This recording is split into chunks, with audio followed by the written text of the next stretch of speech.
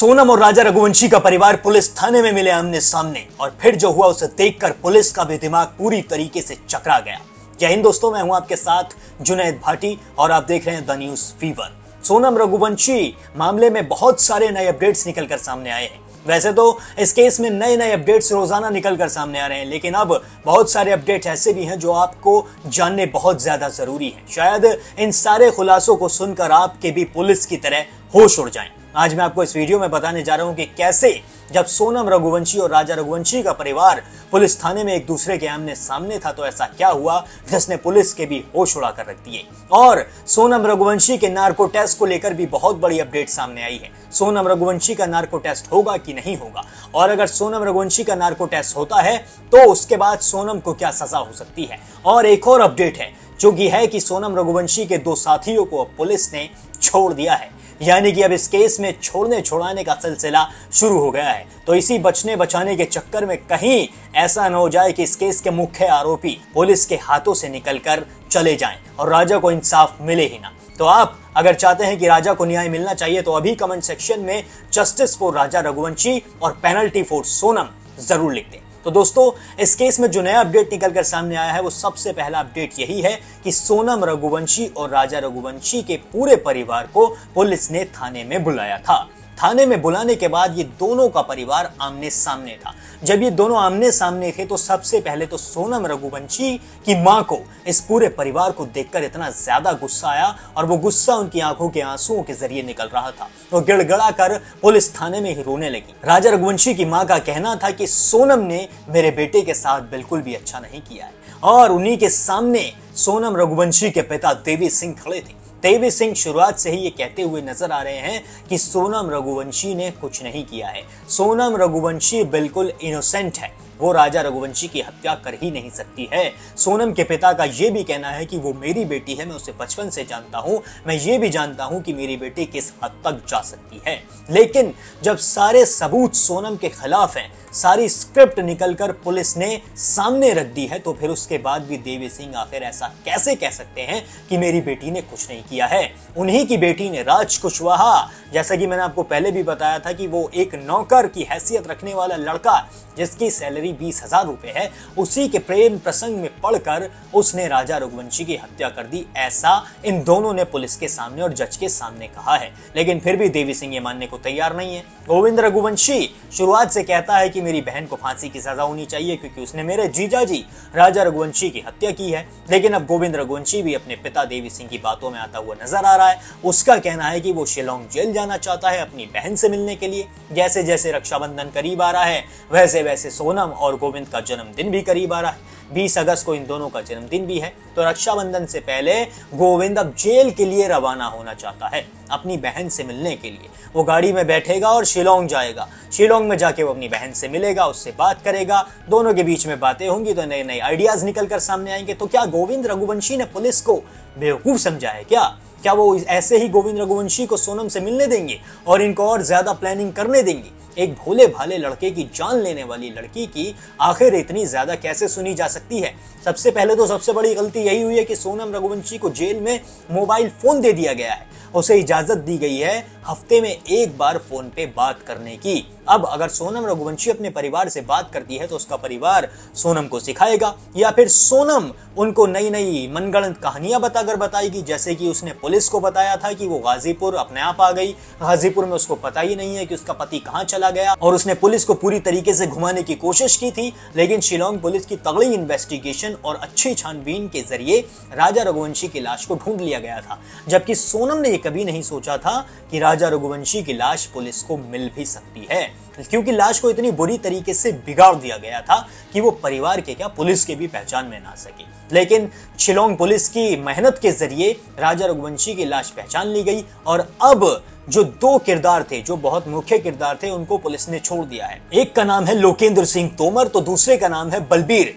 ये दोनों इस केस में मुख्य आरोपी थे। इन दोनों ने ही सोनम रघुवंशी की बहुत ज्यादा मदद की थी। लोकेंद्र सिंह तोमर की ही वो बिल्डिंग थी जिसमें सोनम रघुवंशी फ्लैट लेकर रह रही थी। जब वो मेघालय से राजा रघुवंशी को मौत के घाट उतार कर लौटी थी तो लोकेंद्र सिंह तोमर ने ही उसे अपने फ्लैट में पनाह दी थी। और उसके बाद जो सोनम रघुवंशी का लैपटॉप था और भी कई सारे सबूत उसके बैग में थे, उन सबको मिटाने में भी लोकेंद्र सिंह तोमर का बहुत बड़ा हाथ था। लेकिन अब पुलिस का कहना है कि लोकेंद्र सिंह तोमर सिर्फ और सिर्फ इतना गुनहगार है कि उसने सोनम रघुवंशी को रहने के लिए जगह दी, इसलिए उन दोनों को जमानत पर छोड़ दिया गया है। यानी कि अब इस केस में बचने बचाने का सिलसिला पूरी तरीके से शुरू हो चुका है।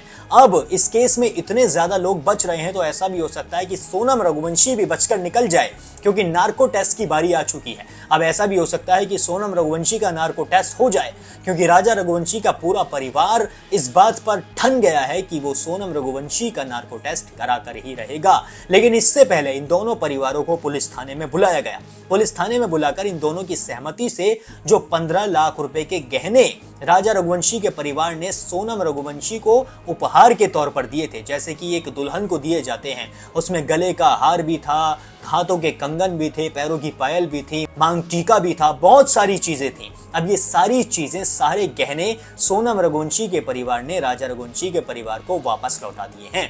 गोविंद रघुवंशी ने मीडिया के सामने कहा है कि हमने सारे गहने राजा के परिवार को वापस लौटा दिए हैं, बस एक चेन रह रही है जिस चेन को सोनम रघुवंशी ने अपने गले में पहन रखा था। वो चेन अभी पुलिस कस्टडी में है। अगर राजा रघुवंशी का परिवार चाहे तो उस चेन को पुलिस कस्टडी से वापस ले सकता है, लेकिन जितने भी सारे गहने जो सोनम रघुवंशी अपने मायके में ही रख कर गई थी उन सभी को हमने लौटा दिया है। और जब ये गहने लौटाए जा रहे थे तो राजा रघुवंशी की मां गिड़गिड़ा कर रोने लगी। राजा रघुवंशी की मां का कहना था कि इन गहनों से क्या मेरा बेटा वापस आ जाएगा? ये जो पैसे आए हैं क्या इनसे मेरे बेटे की जान वापस आ सकती है? मेरे भोले भाले बेटे की जान ली गई है, उसे इंसाफ मिलना ही चाहिए। यही राजा रघुवंशी के भाई विपिन रघुवंशी का भी कहना है। विपिन रघुवंशी ने 3 वकीलों को हायर भी कर लिया है और अब ये तीनों वकील हाई कोर्ट में नार्को टेस्ट की अपील को दाखिल भी कर चुके हैं। लेकिन अभी ऐसा भी हो सकता है कि हाई कोर्ट इस नार्को टेस्ट की अपील को खारिज कर दे, लेकिन राजा रघुवंशी का परिवार और ये 3 वकील यहाँ पर रुकेंगे नहीं। इसके बाद ये सुप्रीम कोर्ट जाने को भी तैयार हैं और ये सोनम का नार्को टेस्ट पूरी तरीके से कराना ही चाहते हैं।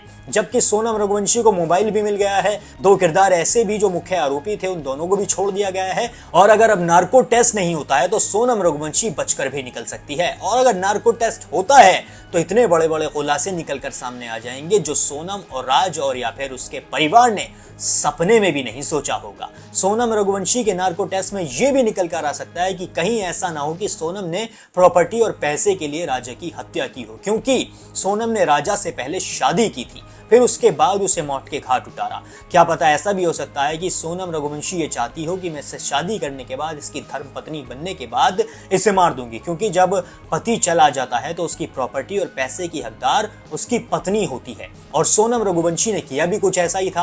राजा रघुवंशी को मारने के बाद वो गाजीपुर लौटी थी और उसका कहना था कि उसे पता नहीं राजा को किसने मारा है। उसे लगता था कि राजा की लाश कभी मिलेगी नहीं और उसके बाद सारी प्रॉपर्टी और पैसे की हकदार सोनम होगी और फिर वो राज कुशवाहा के साथ मिलकर अपनी नई जिंदगी शुरू कर देगी। ये इन्हें बड़ा आसान लगा था, लेकिन ये इतना आसान नहीं था, ये बहुत ज्यादा मुश्किल था। और अब ये मुश्किल नामुमकिन हो चुका है, क्योंकि दोनों ही जेल के पीछे हैं। नार्को टेस्ट की बारी आने वाली है। नार्को टेस्ट में जो खुलासे होंगे वो सभी को चौंका कर रख देंगे। और मुझे तो ऐसा ही लगता है कि राजा का परिवार रुकेगा नहीं, वो नार्को टेस्ट करा कर ही रहेगा। लेकिन ऐसा भी है कि संविधान नार्को टेस्ट की इजाजत नहीं देता है। ये बहुत ज्यादा स्पेशल केसेस में होते हैं। बहुत स्पेशल केसेस भी जो होते हैं उनमें भी नार्को टेस्ट लेने से पहले एक बार सोचा जाता है, क्योंकि अदालत का मानना है कि नार्को टेस्ट एक ऐसी चीज है जो लोगों को हिप्नोटाइज कर देता है। वो जो आरोपी होता है उसी को उसके खिलाफ गवाह बना देता है, फिर उसको बेहोशी की हालत में करके उससे सवाल पूछे जाते हैं। नार्को टेस्ट में एक दवाई दी जाती है जिसे ट्रुथ सीरम भी कहा जाता है। जब ये ट्रुथ सीरम दे दिया जाता है तो इंसान बेहोशी की हालत में चला जाता है।